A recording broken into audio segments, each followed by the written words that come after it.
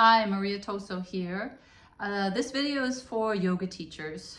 It's specifically for my yoga teacher training graduates, but any aspiring yoga teacher might find this helpful when starting out, because what I noticed when I first got invited to teach yoga teacher training back in 2015, and I started asking around, was that so many people who graduated from yoga teacher training programs didn't go on to teach. And when I looked a little bit more in detail as to why would that be, I would say the number one reason was that people didn't feel prepared to stand in front of a group.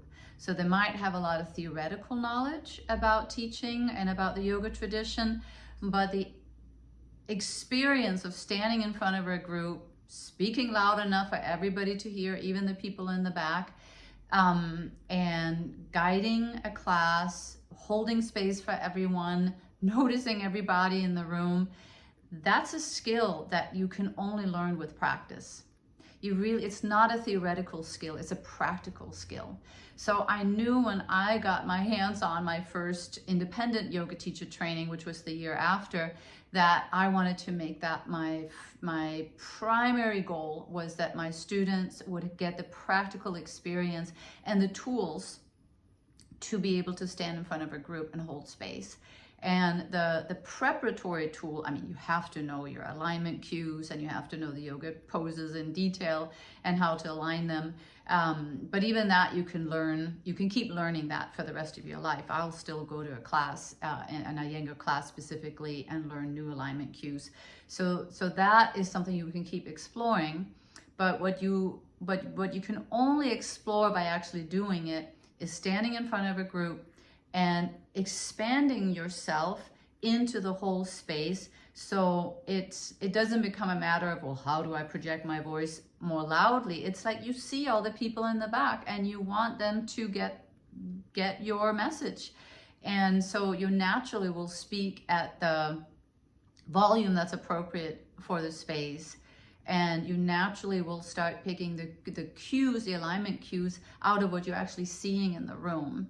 So yes, in the beginning, it might be more a matter of having memorized cues, and we do a lot of that because you need to start somewhere. It's like to play good music, you need to work on your scales, and then you take that into that more creative, flowing your own unique self through your music, your teaching.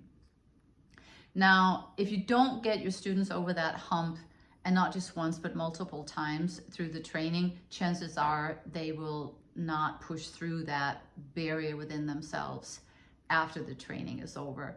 So that, I would say, is the number one thing I would recommend if you're in a yoga teacher training. Grab any opportunity you can to get up in front of a group. And when the teacher tells you to practice, which is what I keep telling my students, really do it. Like when you're home alone, imagine that your dining room is full of students, and how would you speak? So you also start energetically bringing in the people that you will eventually teach. That can sound a little woo-woo, but I think that there is a reason why you're inspired to want to teach.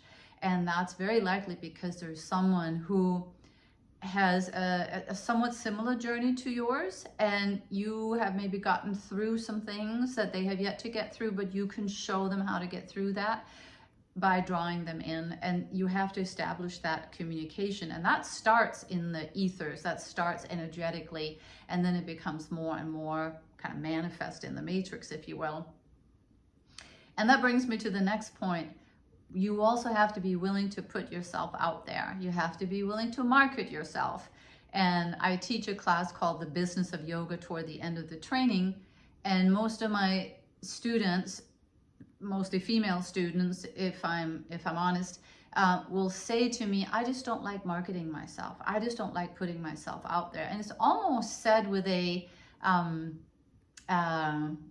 little bit of pride more than being shy about it. Like I'm not gonna push myself onto people, and you kind of have to get over that. And because what is really, I think, being activated when you say that, I don't want to market myself, is I don't want the feeling of sticking my neck out and potentially being attacked or pointed fingers at, or make it known to the whole world that I'm not good enough. So we also work with that fear. We work with what's being activated in terms of standing up and saying, I have something I want to share. And if you can bring that from, you know, you're somehow thinking you're better than everybody else, to I don't think I'm better than anybody, but I think I've gone through some things and I would like to share it and help anybody who's, you know, in that position, help them through that. And I think everybody has had some experience that they've had to overcome and could turn around and look at someone who is facing similar experiences and could help them through it. And if you have that impetus to want to become a teacher, I think on the soul level, that's really what you're doing. So we need to get through that feeling of, I don't want to put myself out there. Now, the other thing that is important is to realize that you don't learn to teach in a teacher training. You go through a lot of practice rounds. We do teach public classes toward the end of the training. You get a lot of tips and tricks, and yes, you get used to standing in the space and holding space, like I just said. But the actual practice of teaching and really getting good at that is once you get out there. So my advice to anybody who is close to graduating from a teacher training program, or maybe already did, is take any job you can. Audition at all the fitness centers around you, yoga studios, whoever offers yoga. Just get your resume out there, and of course the resume will be empty at first, but you can say you have a 200-hour teacher training from a certified school, and just get yourself out there.